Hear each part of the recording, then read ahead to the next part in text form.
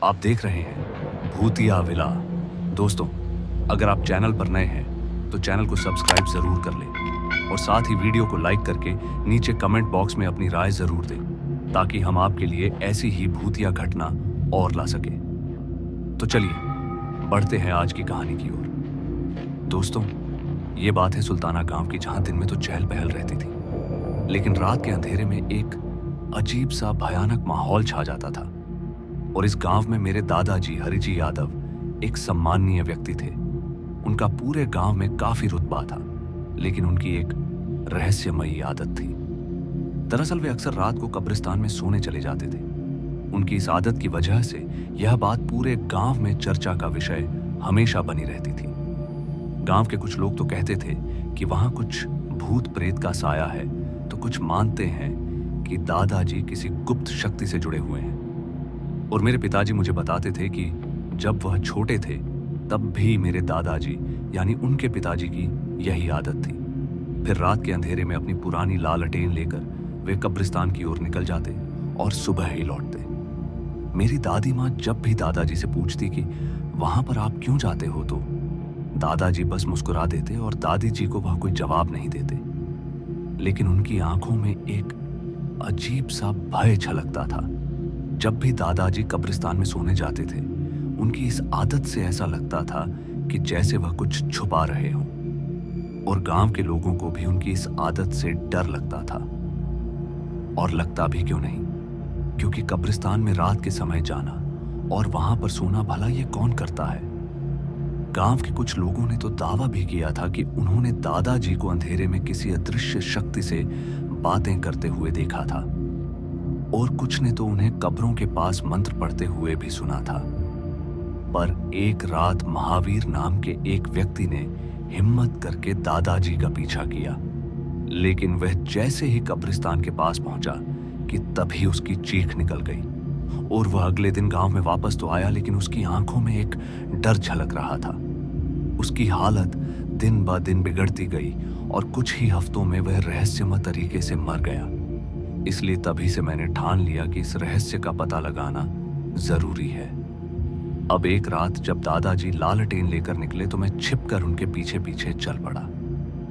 कब्रिस्तान पहुंचते हवा में अजीब सी फुसफुसाहटें गूंजने लगी और मैंने देखा कि दादाजी एक पुरानी कब्र के पास बैठ गए और कुछ बुदबुदाने लगे। उनकी आवाज गहरी और स्पष्ट थी, मगर अचानक मुझे ठंडी हवा का झोंका महसूस हुआ और मेरे शरीर में एक कंपन सी दौड़ गई। साथ ही लालटेन की लौ कांपने लगी और चारों ओर धुंध छाने लगी। फिर अचानक ही मैंने देखा कि जमीन पर अजीब सी आकृतियां उभरने लगी हैं। और जैसे जैसे दादाजी का मंत्र तेज हुआ तो वैसे वैसे उन आकृतियों की हलचल भी बढ़ गई। किसी स्त्री की छाया और किसी बच्चे की सिसकियां और किसी बूढ़े की करहाने की आवाजें मेरे कानों में साफ साफ गूंजने लगी। उस रात जब मैं दादाजी के साथ कब्रिस्तान में था तो अचानक ही मेरे आसपास का माहौल भी बदलने लगा। वहां के पेड़ अजीब तरह से हिलने लगे, मानो कोई अदृश्य शक्ति उन्हें हिला रही हो। ठंडी हवा के झोंके में अस्पष्ट मंत्रों की गूंज सुनाई देने लगी। और तभी एक पुरानी टूटी फूटी कब्र से अचानक ही एक कंकाल जैसा हाथ बाहर निकल आया, जिसे देखते ही मैंने चीखने की कोशिश की, लेकिन मेरी आवाज जैसे कहीं खो गई हो। मेरी आंखों के सामने एक परछाई उभरी जो धीरे धीरे एक आकार में आने लगी। यह एक औरत की आकृति थी, जिसकी आंखों में गहरा अंधकार भरा हुआ था। और तभी उसने मेरी ओर इशारा किया और वह फुसफुसाते हुए बोली, हमें मुक्त करो या फिर तुम्हारी आत्मा भी इस जगह फंस जाएगी। जिस वजह से तभी मैंने हिम्मत जुटाकर दादाजी से पूछ ही लिया, दादाजी आप यहां हर रात क्यों आते हैं? मेरी बात पर दादाजी कुछ कहने वाले थे कि अचानक एक जोरदार झटका लगने की वजह से मेरी आंखों के सामने अंधेरा छा गया। फिर मैं जमीन पर नीचे गिर पड़ा और मेरी सांसें भारी होने लगी। मगर एक अजीब सी गूंज मेरे कानों में पड़ी, जो किसी औरत की रोती हुई आवाज, तो साथ में किसी बच्चे की चीखने की गूंज और साथ ही किसी बूढ़े आदमी की बुरी तरह चिल्लाता हुआ मुझे महसूस हुआ।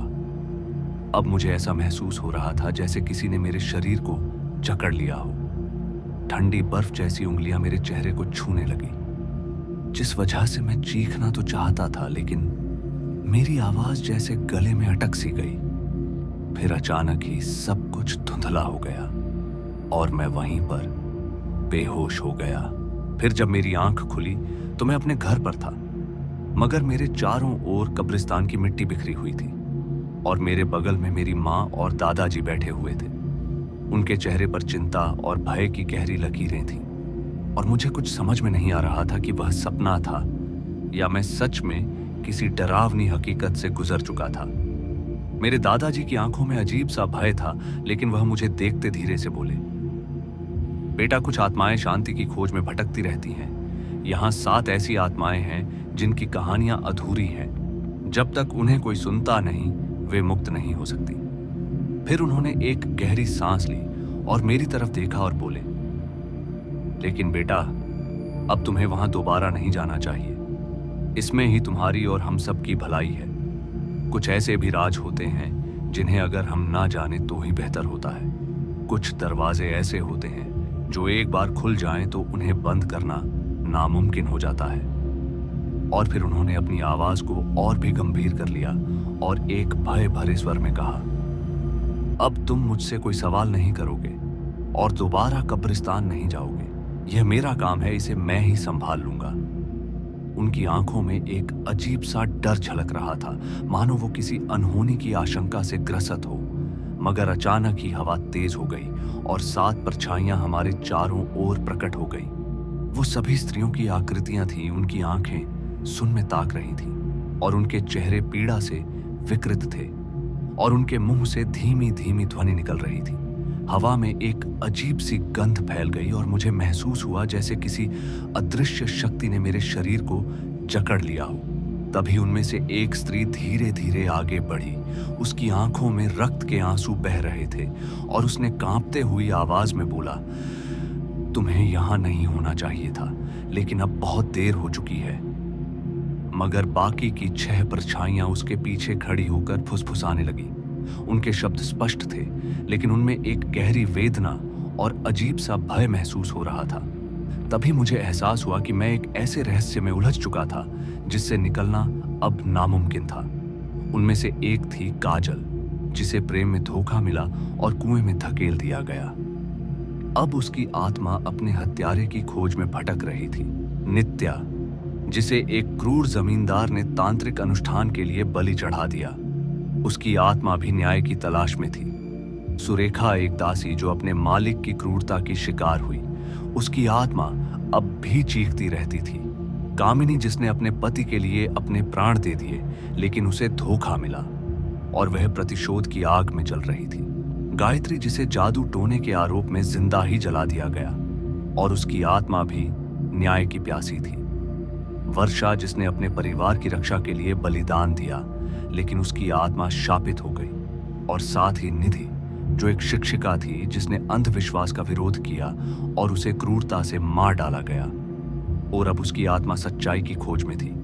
अब अचानक ही 7 आत्माएं तेजी से चीखने लगी और तभी आसपास की जमीन फटने लगी और वहां से एक विशाल आकृति प्रकट हुई।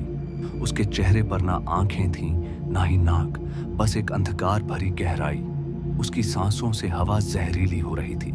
मगर तभी दादाजी ने मंत्रों का उच्चारण तेज कर दिया, लेकिन वह राक्षस अलग प्रक्रिया करने लगा और उसकी भुजाएं बढ़ती चली गई।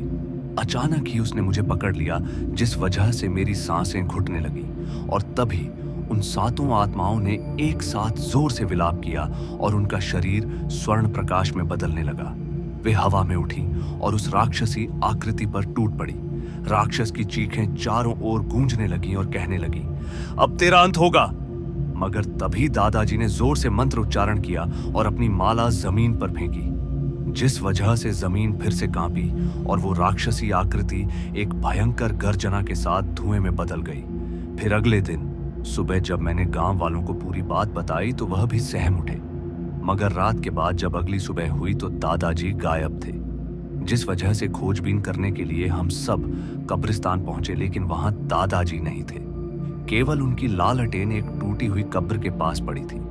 लेकिन अचंभे की बात यह थी कि अब वहां एक नई कब्र खुद चुकी थी, जिस पर लिखा था, हरि यादव, जो आत्माओं का रखवाला था।